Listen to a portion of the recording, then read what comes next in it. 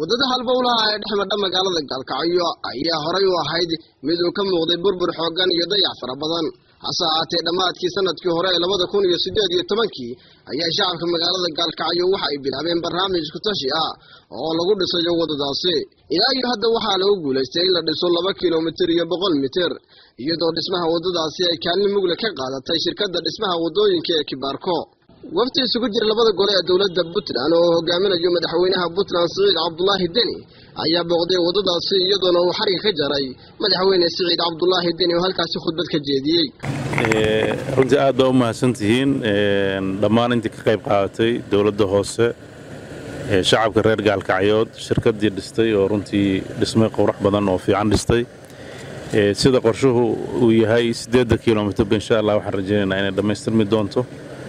duruufaha kala duwan oo la marayana waxay noqon doontaa kuwa lagu talagali doona hadii ilaahay magaaladu in ay jid wanaagsan hesho iyo jidad kale oo waliba dhinacyada kale taa waxaan rajaynaynaa mashaariicda cusub